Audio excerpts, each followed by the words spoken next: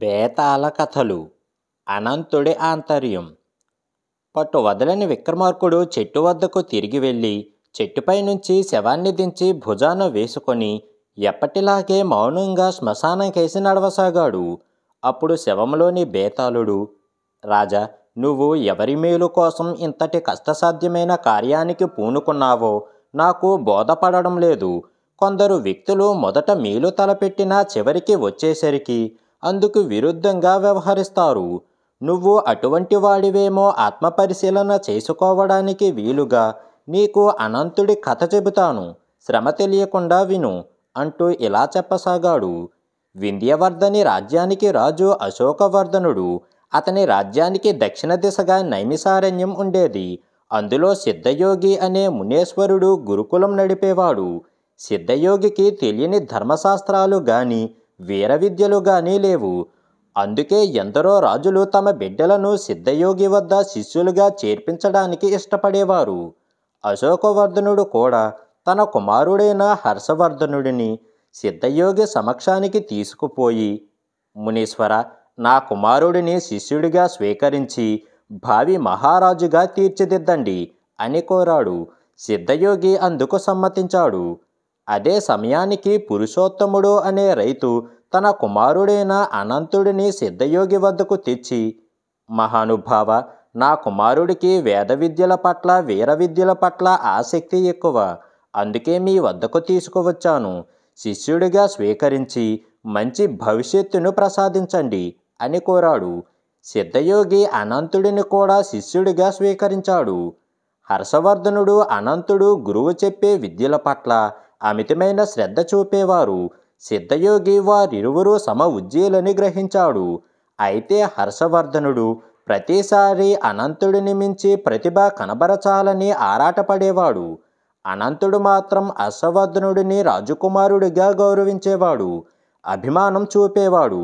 కానీ అసూయపడేవాడు కాదు. రాజకుమారుడిని మించిపోవాలని తాపత్రయపడేవాడు కాదు. ఒకరోజు యాగానికి అవసరమైన సమిధలు ఏరడానికి విద్యార్థులందరూ కలిసి అరణ్యానికి వెళ్ళారు. అప్పుడు ఒక భల్లూకం వారి మీద దాడి చేసింది. విద్యార్థులు భల్లూకాన్ని చూసి పారిపోయారు. హర్షవర్ధనుడు ధైర్యంగా దాన్ని ఎదుర్కొన్నాడు. కానీ దాని బలం ముందు నిలువలేకపోయాడు. అంతలో అనంతుడు హర్షవర్ధనుణ్ణి ప్రక్కకు నెట్టి భల్లూకంతో కలబడ్డాడు. భల్లూకంతో పోరులో తీవ్ర గాయాలైన అనంతుడు వెరవలేదు. శిష్యుల ద్వారా భల్లూక విషయం తెలుసుకున్న సిద్ధయోగి అక్కడికి వచ్చి భల్లూకం మీద మంత్రజలం జల్లాడు. అంతటితో భల్లూకం స్పృహ తప్పి పడిపోయింది. సిద్ధయోగి తీవ్ర గాయాలైన అనంతుడిని ఆశ్రమానికి తీసుకుపోయి మూలికా వైద్యం చేశాడు. అనంతుడు వారం రోజులకు గాని కోలుకోలేకపోయాడు. ఒకరోజు హర్షవర్ధనుడు దూరంగా ఉన్న సమయాన సిద్ధయోగి, అనంత, హర్షవర్ధనుడిని ప్రాణాలకు తెగించి కాపాడావు. నీకు ప్రాణం మీద తీపి లేదా అని అడిగాడు. అందుకు అనంతుడు, గురువర్య, హర్షవర్ధనుడు భావి మహారాజు. ఒక సామాన్యుడినైన నా ప్రాణం కంటే అతడి ప్రాణం విలువైనది. అందుకే అలా చేశాను అని చెప్పాడు. సిద్ధయోగి అనంతుడి వంక ప్రశంసాపూర్వకంగా చూశాడు. హర్షవర్ధనుడు, అనంతుడు వీర విద్యలన్నిటిలో సమంగా ఉన్న విలువిద్యలో మాత్రం అనంతుడిది పైచేయిగా ఉండేది.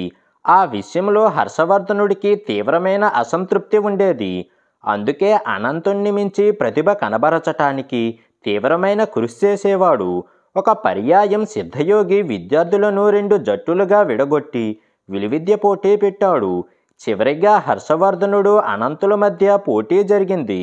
సిద్ధయోగి ఒక పూలదండను చెట్టు కొమ్మకు తగిలించి బాణంతో ఆ పూలదండను కాసింత దూరంలో ఉన్న దేవతా విగ్రహం మెడలో పడేలా చెయ్యమని పరీక్ష పెట్టాడు.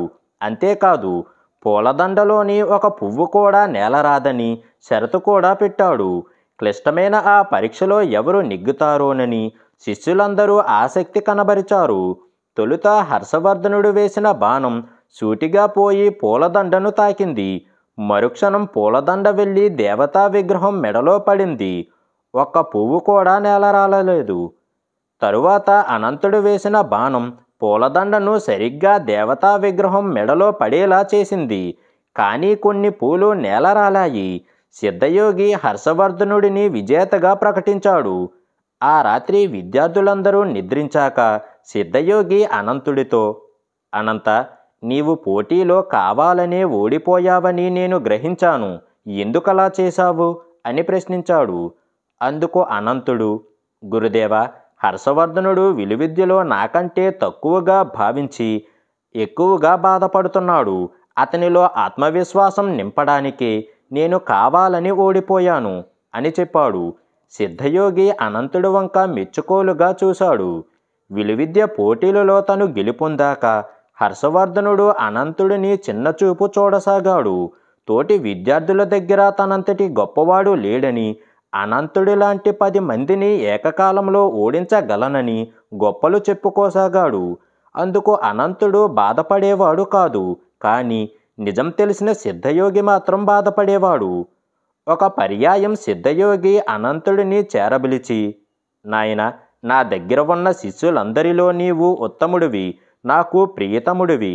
గురువు ఎప్పుడూ మరెవరికీ నేర్పని కొన్ని మెలకువలను తన ప్రియతమ శిష్యుడికి నేర్పుతాడు. అందుకే ఖడ్గచాలనంలో కొన్ని రహస్య మెలకువలు నీకు నేర్పుతాను అని అన్నాడు. అందుకు అనంతుడు, గురుదేవ, మీరు నాపై చూపుతున్న అభిమానానికి ధన్యుణ్ణి. అయితే నా అభ్యర్థన ఏమిటంటే ఆ మెలకువలు హర్షవర్ధనుడికి నేర్పండి. ఎందుకంటే నాకంటే అతడికి శత్రుభయం ఎక్కువ. ఖడ్గచాలనంలోని ఆ మెలకువలు అతడికి మరింత ఉపయోగపడగలవు అని కోరాడు. అప్పుడు సిద్ధయోగి, అనంత, నీ వంటి స్నేహితుడిని పొందిన రాజకుమారుడు అదృష్టవంతుడు అని అన్నాడు. కొద్ది సంవత్సరాలకు వారి విద్యాభ్యాసం ముగిసింది. చివరిసారిగా విద్యార్థుల మధ్య సిద్ధయోగి పోటీలు పెట్టదలిచాడు. ఆ పోటీలకు హాజరు కమ్మని మహారాజుతో పాటు అందరి తల్లిదండ్రులకు వర్తమానం పంపాడు. మహారాజుతో పాటు అందరూ ఎంతో ఆసక్తితో ఆ పోటీలకు హాజరు అయ్యారు. అన్ని పోటీల్లో హర్షవర్ధనుడు, అనంతుడు ప్రథములుగా నిలిచారు. చివరిగా సిద్ధయోగి వారిరువురు మధ్య కత్తి యుద్ధం పోటీ పెట్టాడు. వారిరువురు పోటీగా చాలాసేపు కత్తి యుద్ధం చేశారు. వారి చేతుల్లోని ఖడ్గాలు మెరుపు వేగంతో కదలాడాయి. కొంతసేపటికి అనంతుడు ఒక అసాధారణ ప్రక్రియతో హర్షవర్ధనుడి చేతిలోని కత్తిని ఎగరగొట్టాడు. సిద్ధయోగి అనంతుణ్ణి విజేతగా ప్రకటించాడు. అనంతుడు తన తండ్రితో కలిసి గ్రామానికి బయలుదేరే సమయాన సిద్ధయోగి అనంతుడిని చేరబిలిచి, నాయన, నీవు వీరుడివే కాదు, వివేకవంతుడివి కూడా. అంతకు మించి నిజమైన స్నేహితుడివి అని అభినందించాడు. అనంతుడు గురువు పాదాలకు భక్తితో నమస్కరించి బయలుదేరిపోయాడు. అంతవరకు కథ చెప్పిన బేతాళుడు, రాజా, ఒక పర్యాయం అనంతుడు ప్రాణాలకు తెగించి భల్లూకం బారి నుంచి రాజకుమారుడిని కాపాడాడు. మరో సందర్భంలో రాజకుమారుడిలో ఆత్మవిశ్వాసం నింపడానికి కావాలని విలువిద్యా పోటీలలో ఓడిపోయాడు. అటువంటి అనంతుడు విద్యాభ్యాసం ముగిసిన సమయంలో అందరి ముందు హర్షవర్ధనుణ్ణి చిత్తుగా ఓడించాడు. అతడు ఎందుకలా ప్రవర్తించాడు? అందరి ముందు తన గొప్పతనం ప్రదర్శించడానికా, లేక ఓడిపోయి తన తండ్రి మనసు నొప్పించడం ఇష్టం లేకనా? అలా కాని పక్షాన మహారాజు ముందు తన శక్తియుక్తులు ప్రదర్శిస్తే తనకు మంచి పదవి దొరకగలదన్న ఆశతోనా? అలాగే సిద్ధయోగి అనంతుడిని వివేకవంతుడని, నిజమైన స్నేహితుడని అభినందించడం ఈ సందర్భంగా ఎంతవరకు సమంజసం అని ప్రశ్నించాడు. దానికి విక్రమార్కుడు, బేతాళ, అనంతుడు రాజకుమారుడిలో ఆత్మవిశ్వాసం నింపడానికి చేసిన ప్రయత్నం అతడిలో అహంకారాన్ని నింపింది. అందుకే రాజకుమారుడు గతంలో అనంతుడు తన ప్రాణం కాపాడిన వైనం కూడా మరిచి అతన్ని పదే చిన్నచూపు చూడసాగాడు. తోటి విద్యార్థుల దగ్గర తోలనాడాడు. కాబోయే రాజుకు అసలు ఉండకూడనిది అహంకారం.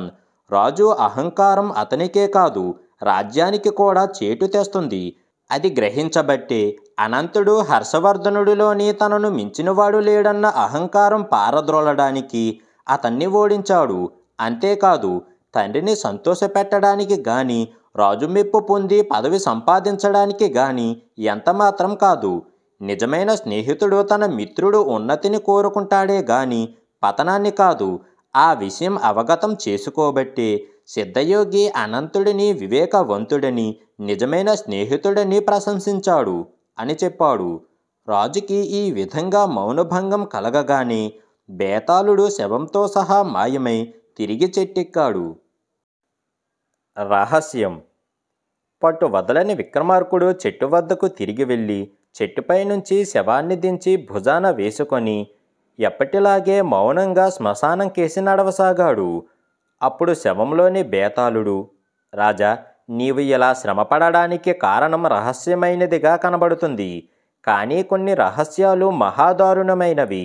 ఆ సంగతి నిరూపించే ఒక విచిత్రమైన కథ చెబుతాను, శ్రమ తెలియకుండా విను అంటూ ఇలా చెప్పసాగాడు. పూర్వం అవంతిపురాన్ని పరిపాలించిన చంద్రసేనుడు, ఆయన భార్య ప్రభావతి మిక్కిలి పుణ్యాత్ములు. వారికి సకలైశ్వర్యాలు ఉండి కూడా సంతానం లేకపోవటం తీరని లోటుగా ఉండేది. వారిని చూడటానికి ఎందరో తపస్సంపన్నులు వచ్చిపోతూ ఉండేవారు. రాజు తన చింతను వారితో చెబుతూ ఉండేవాడు. కానీ ఎవ్వరూ వారికి సహాయం చెయ్యలేదు. ఇలా ఉండగా వారి వద్దకు ఒక ముని వచ్చాడు. భార్యాభర్తలు ఇద్దరూ ఆయనకు అతిథి సత్కారాలు చేశారు. వారిని చూసి ముని తనంతట తానే, మీరిద్దరూ సంతానం కోసం తహతహలాడుతున్నారు. రాజుకు తన అనంతరం సింహాసనం మీద కూర్చునే కొడుకు కావాలి. రాణికి అచ్చట్లు ముచ్చట్లు తీర్చే కూతురు కావాలి. కానీ ఇద్దరి కోరిక నెరవేరదు. నేనొక పండు ఇస్తాను. రాణి శుచిగా కాళికాలయానికి వెళ్ళి సరిగా అర్ధరాత్రి వేళ తనకు కొడుకే కావాలో కూతురే కావాలో నిర్ణయించుకొని ఆ పండు తిన్నట్టయితే ఆమె కోరిన విధంగా సంతానాన్ని కంటుంది అని రాణి చేతిలో ఒక పండు పెట్టాడు. రాచనగరులోనే కాళికాలయం ఉన్నది.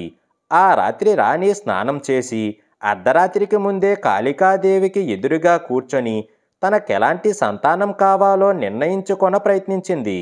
తనకు కూతురే కావాలో కొడుకే కావాలో ఆమె దృఢంగా నిర్ణయించుకోలేకపోయింది. ఇంతలో దేవుడిలో అర్ధరాత్రి నగారా మోగింది. రాణి పండు తినేసింది.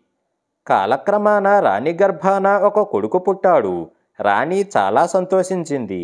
ఎందుకంటే కొడుకు కలగటం భార్యాభర్తలు ఇద్దరికీ ఇష్టమే. అంతేగాక రాజ్యానికి వారసుడు కూడా ఏర్పడ్డాడు. అయితే ఆ కొడుకు పుట్టిన రాత్రి రాణి ఆనందం ఆందోళనగా మారింది. ఎందుచేతనంటే రాత్రి అయ్యేసరికల్లా మగబిడ్డ కాస్త ఆడపిల్లగా మారిపోయింది. మళ్ళీ మర్నాడు తెల్లవారేసరికల్లా పురిటిపక్కలో మగబిడ్డ తయారయ్యాడు. తాను కన్నబిడ్డ పగలు మగబిడ్డ, రాత్రి ఆడబిడ్డ అవుతూ ఉండటం రాణి గమనించింది. తాను ఏ బిడ్డ కావాలో స్థిరంగా తేల్చుకోని కారణం చేతని అలాంటి ఫలితం కలిగిందని రాణి గ్రహించి తనకు పుట్టిన బిడ్డ రహస్యం తనకు తన పరిచారకుకు తప్ప మరెవరికీ తెలియకుండా దాచిపెట్టింది. రాజు తన కొడుకు కలిగాడని అనుకున్నాడు. ఆ కుర్రవాడికి విజయుడని నామకరణం చేసి సమస్త విద్యలు నేర్పించాడు. పగలు విజయుడుగాను రాత్రి విజయగాను ఉంటూ రాజు కొడుకు యుక్త వయస్కుడు అయ్యాడు. అతని జన్మరహస్యం బయటపడనేలేదు. ఇలా ఉండగా ఒకనాడు కొందరు చెంచులు వచ్చి, మహాప్రభు, మేముండే అరణ్యంలోకి పెద్ద పులి ఒకటి వచ్చింది. కావాలంటే తమరు వచ్చి వేటాడవచ్చు అని చెప్పారు. మన యువరాజును మీ వెంట పంపిస్తాను.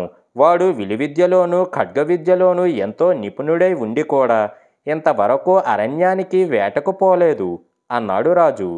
విజయుడు తన అస్త్రాలన్నీ తీసుకొని రథమెక్కి చెంచుల వెంట బయలుదేరి వెళ్ళాడు.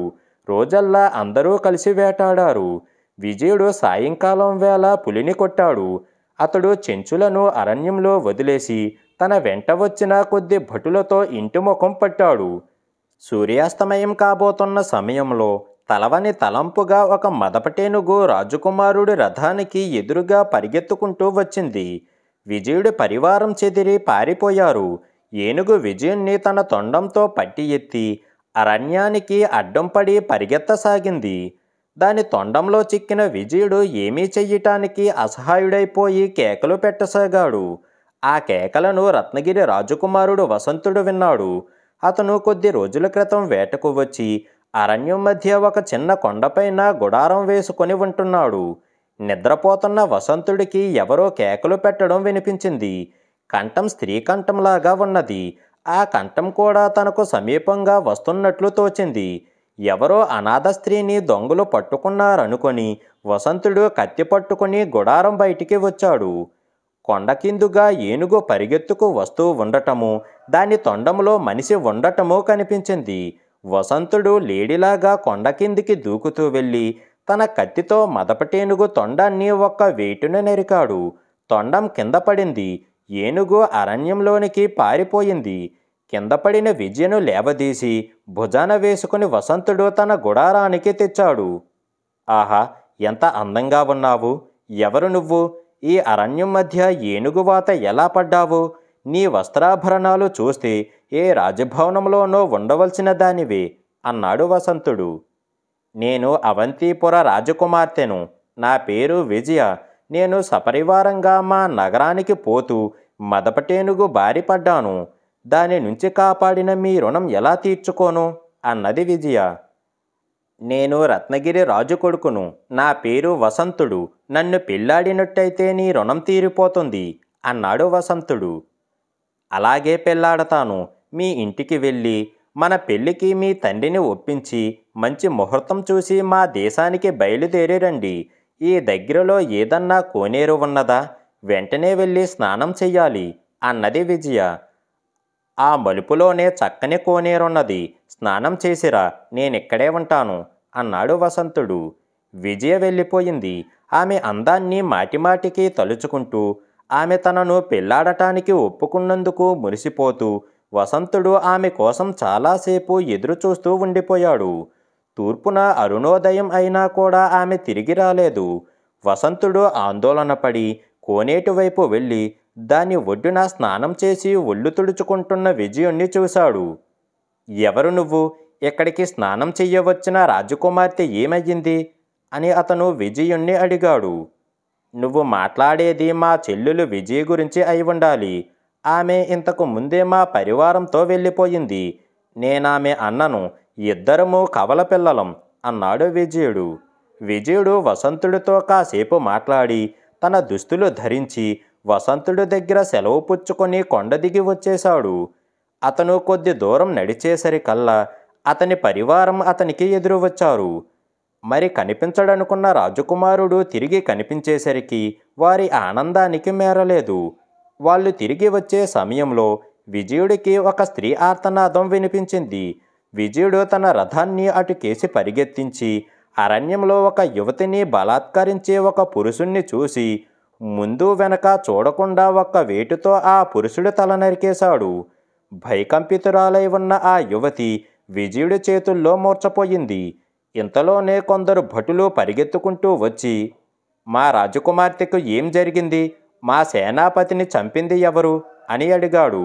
తన చేతులలో మూర్ఛపోయిన యువతి రత్నగిరి రాజకుమార్తె అని, ఆమె తన అన్న అయిన వసంతుణ్ణి కలుసుకొని వేటలో కొంతకాలం గడపటానికి తమ సేనాపతి వెంట బయలుదేరిందని, దారిలో ఆమెకు దాహమైతే తామంతా నీరు కోసం వెతుకుతూ 4 వైపులా వెళ్ళామని భటులు చెప్పారు. మీ సేనాపతి ఈమెను బలాత్కరించబోతూ ఉంటే నేను వచ్చి కాపాడాను అని విజయుడు చెప్పాడు. భటులు తెచ్చిన నీటితో వసంతుడి చెల్లెలు లవంగికి స్పృహ వచ్చింది. ఆమె కళ్ళు తెరిచి విజయుణ్ణి చూసి, మీరెవరు? ఆ దుర్మార్గుడేమయ్యాడు అని అడిగింది. వాడు చచ్చాడు. నువ్వు భయపడవలసిన అవసరం లేదు అంటూ విజయుడు లవంగిని తన రొమ్ము మీద నుంచి లేవదీసి మెల్లిగా కూర్చోబెట్టాడు. లవంగి సేనాపతి శవం కేసి చూసి, మీరు వచ్చి కాపాడకపోతే నా గతి ఏమై ఉండును? మీ రుణం ఎలా తీర్చుకోగలను అని అన్నది. నేను అవంతిపుర రాజకుమారుణ్ణి. నా పేరు విజయుడు. నన్ను పెళ్ళాడావంటే నీ రుణం తీరిపోతుంది అన్నాడు విజయుడు. లవంగి సిగ్గుతో తల వంచుకొని, తప్పక పెళ్ళాడతాను. అది నాకు వరం అనుకుంటాను అని అన్నది. అలా అయితే నువ్వు మీ ఇంటికి వెళ్ళి మీ నాన్నగారి అనుమతి పొంది మన పెళ్లికి ముహూర్తం పెట్టించి మా దేశానికి బయలుదేరిరా అని విజయుడు ఆమె వద్ద సెలవు పుచ్చుకొని అవంతిపురానికి తిరిగి వచ్చాడు. అతను ఇంటికి తిరిగి వచ్చి తన తల్లిదండ్రులతో జరిగిన సంగతులేవీ చెప్పలేదు. 1 నెల గడిచాక రత్నగిరిరాజు అవంతిరాజుకు లగ్నపత్రిక పంపాడు. అందులో రత్నపురి రాజకూతురు తన కొడుకును, ఆమె అన్న తన కుమార్తెను పెళ్లాడేటట్టు వారంతా మర్నాడే తరలి అవంతిపురానికి వస్తున్నట్టు ఉన్నది. రాజు కంగారు పడి తన భార్యతో, రత్నగిరి రాజు కూతుర్ని మన విజయుడికి చేసుకుంటామంటే సంతోషంగానే ఉన్నది. కానీ వారి కుమారుడికి ఇవ్వటానికి మనకు కుమార్తె లేదు కదా, ఇలాంటి పొరపాటు ఎలా జరిగి ఉంటుంది అని అన్నాడు. పొరపాటుకు కారణం ఎలా ఏర్పడి ఉంటుందో రాణి ఊహించిన, జరిగినదేమిటో విజయుణ్ణి అడిగి తెలుసుకున్నదాకా ఆమెకు తెలియదు. ఇంతకాలంగా దాచిన రహస్యం ఇప్పుడామె రాజుకు చెప్పేసింది. ఎంత తలంపులు! ఈ అవమానం నుంచి బయటపడే మార్గమేమిటి? పగలు మగవాడు, రాత్రి ఆడది అయ్యే మనవాడు ఎవర్ని చేసుకోవటానికి పనికిరాడే అని రాజు వాపోయాడు. ఇదంతా తన అవివేకం వల్లనే జరిగిందని విజయుడు గ్రహించాడు. తన తండ్రి పరువు నిలబడాలంటే తాను బలి కావటం తప్ప మార్గాంతరం లేదు. అందుచేత అతను కాళికాలయానికి వెళ్ళి, మాత, నన్ను మా తల్లిదండ్రులకు ఇచ్చి వారికి దుఃఖమే తెచ్చిపెట్టావు. నా జన్మ అన్ని విధాలా నిరర్ధకమే అయ్యింది. నన్ను నువ్వే పుచ్చుకో అని కత్తితో తన తల నరుక్కొని పడిపోయాడు. అదే సమయంలో రత్నగిరి రాజు కొడుకు, కూతురు అవంతిపురం చేరుకున్నారు. వాళ్లకు విజయుని గురించి నిజం తెలిసిపోయింది. పగలు పురుషుడిగా మారే స్త్రీని ప్రేమించినందుకు వసంతుడు చాలా అసహ్యం చెందాడు. లవంగి మాత్రం జుగుప్స చెందలేదు. రోజుకు ఒక్క గడియసేపు అతని భార్యగా ఉన్న నా జన్మధన్యమే అంటూ ఆమె విజయుడి జాడ అడిగింది. అతను కాళికాలయానికి వెళ్ళినట్లు తెలిసి ఆమె కూడా అక్కడికి వెళ్ళి విజయుడి శవాన్ని చూసింది. కాళికాదేవి, నేను వరించిన వాణ్ణి బలిపుచ్చుకున్నావా?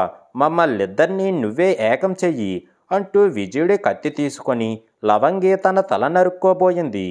అప్పుడామె చెయ్యి ఎవరో గట్టిగా పట్టుకున్నట్టు అయ్యింది. అశరీరవాణి ఇలా పలికింది, మూర్ఖురాల, తొందరపడకు. ఈ శవాన్ని పురుషుడిగా బతికించమంటావా, స్త్రీగా బతికించమంటావా? చెప్పు.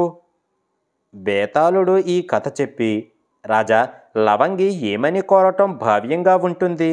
ఆమె బ్రతికించవలసినది విజయనా, విజయున్నా? తాను విజయుడిగా ప్రేమించకముందే ఆ వ్యక్తిని తన అన్న విజయ్గా ప్రేమించాడు. అన్న కోసం లవంగి త్యాగం చెయ్యవద్దా? లేక ఆమె స్వార్థంగా విజయుణ్ణే బ్రతికించుకోవాలా? ఈ అనుమానానికి సమాధానం తెలిసి కూడా చెప్పకపోయావో నీ తల పగిలిపోతుంది అని అన్నాడు. దానికి విక్రమార్కుడు, ఇది అర్థం లేని అనుమానం. విజయ్తో ఇప్పుడెవరికీ పనిలేదు. రాణి ప్రభావతి పుత్రికా సౌఖ్యాన్ని పూర్తిగా అనుభవించి ఆమెను కాపురానికి పంపటానికి సిద్ధంగా ఉన్నది. వసంతుడు విజయను ప్రేమించినందుకు అదివరకే జుగుప్స చెందాడు. కొడుకును కన్నందుకు చంద్రసేన మహారాజు కోరిక. ఆ కోరికను తన అనంతరం సింహాసనం మీద కూర్చోబెడితే గాని తీరబోదు. విజయుడి కోసం లవంగి ఆత్మార్పణ చేసుకునేందుకు సిద్ధంగా ఉన్నది. కాళికాదేవి వరమిస్తున్నది లవంగికి, వసంతుడికి కాదు. కనుక బతకవలసినది విజయుడే గాని విజయ కాదు అని అన్నాడు. రాజుకి ఈ విధంగా మౌనభంగం కలగగానే బేతాళుడు శవంతో సహా మాయమై తిరిగి చెట్టెక్కాడు.